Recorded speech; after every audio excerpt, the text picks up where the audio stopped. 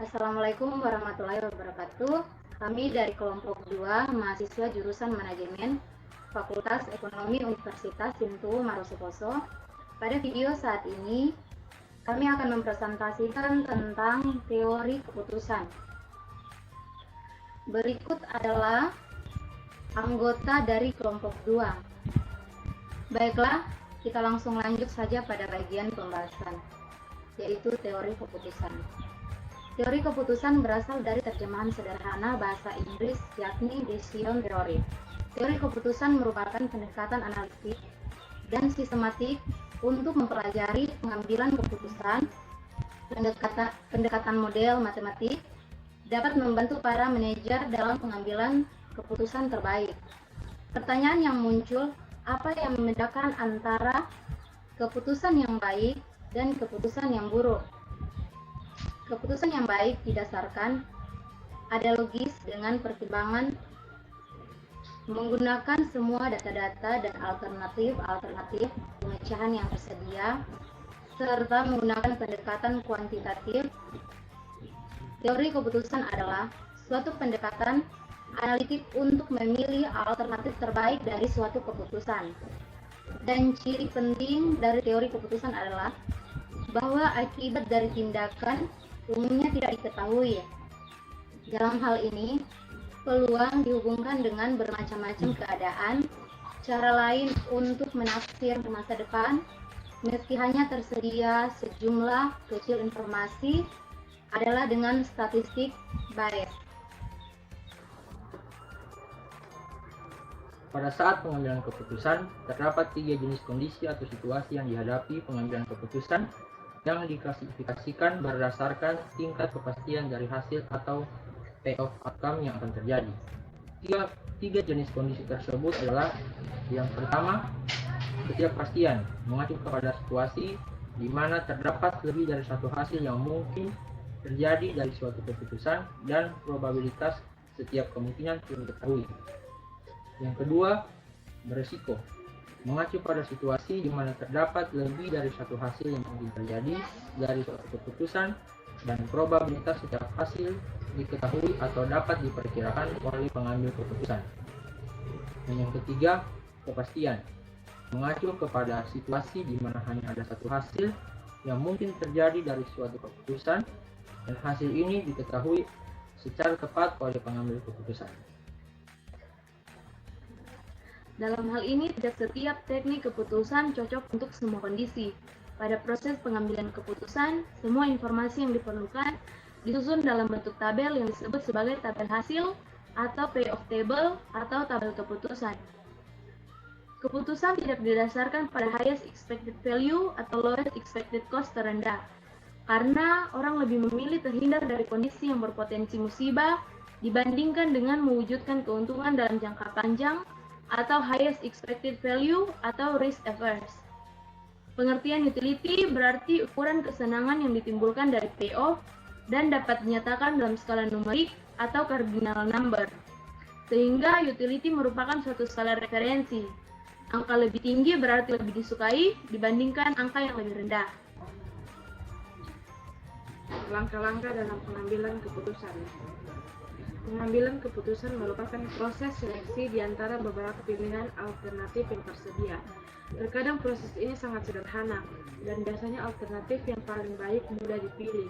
Terkadang organisasi juga akan menemukan proses yang berkepanjangan karena alternatif yang ada cukup banyak dan rasional atau masuk akal. Bagaimana organisasi harus mengambil keputusan ketika organisasi menghadapi masalah seperti ini?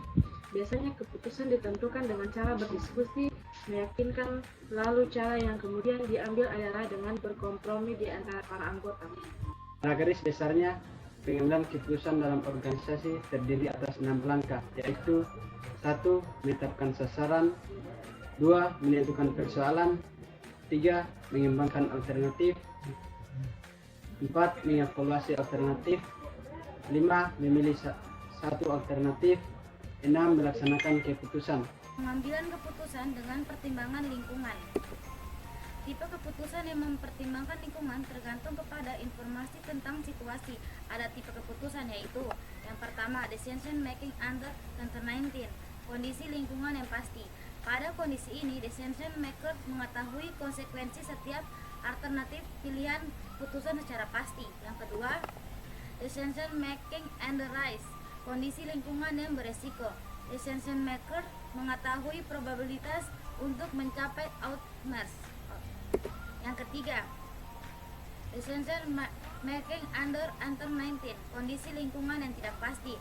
Decision making tidak mengetahui informasi tentang probabilitas dan berbagai jenis outcomes. Pengambilan keputusan pada kondisi berisiko. Pengambilan keputusan pada kondisi berisiko atau decision making under rise mengasumsikan bahwa pengambil keputusan meskipun tidak tahu pasti hasil apa yang akan diperoleh dari setiap alternatif, masih memiliki gambaran tentang probabilitas dari setiap kejadian. Dari kemungkinan itu, pengambil keputusan dapat menghitung perkiraan hasil dari suatu alternatif. Pengambilan keputusan dalam kondisi berisiko adalah situasi keputusan probabilistik. Beberapa kondisi yang dapat terjadi dengan probabilitas kejadiannya. Seleksi alternatif expectancy value atau bisa disingkat jadi EMV yang paling besar, atau dapat pula digunakan konsep opportunity loss (EOL). Sebuah alternatif pendekatan dalam memaksimalkan EMV adalah meminimalisasi expect opportunity loss (EOL).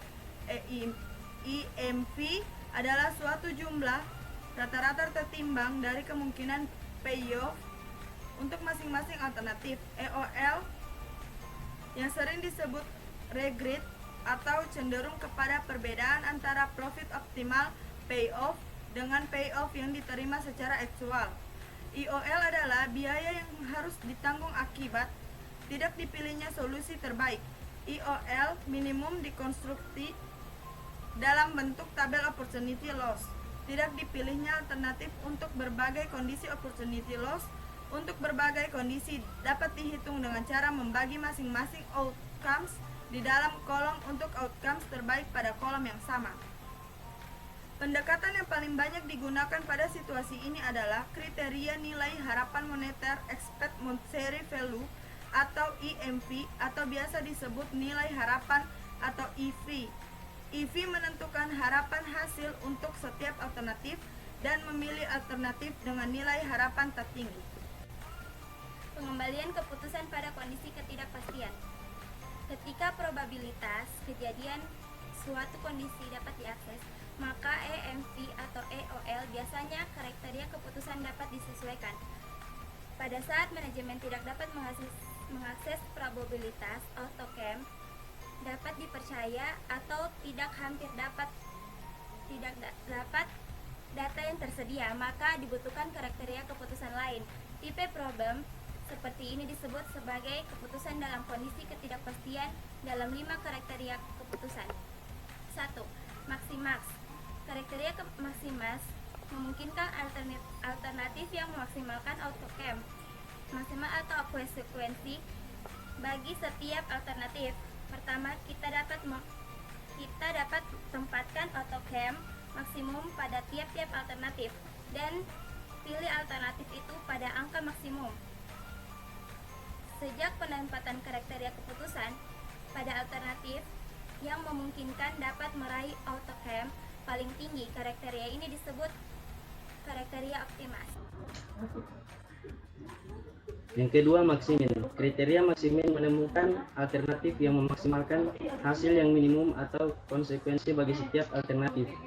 Pertama, tempatkan hasil minimum pada setiap alternatif dan ambil alternatif itu pada angka maksimum. Penempatan kriteria alternatif keputusan ini pada kemungkinan opportunity loss yang paling minim. Hal ini disebut sebagai kriteria keputusan pesimistis. Dan yang ketiga, quality likely, yang disebut Laplace, merupakan kriteria keputusan untuk menentukan alternatif pada angka-angka outcomes yang paling tinggi. Pertama, kita hitung rata-rata outcomes setiap alternatif dengan cara menjumlahkan semua outcomes dan dibagi angka masing-masing outcomes. Yang keempat, criterion of realism atau Harris criterion. Kriteria realisme atau kriteria Harris adalah kriteria keputusan yang menggabungkan antara keputusan optimistik dan keputusan pesimistik. Kriteria ini menggunakan koefisien realisme A yang mempunyai range atau jarak antara 0 sampai dengan 1.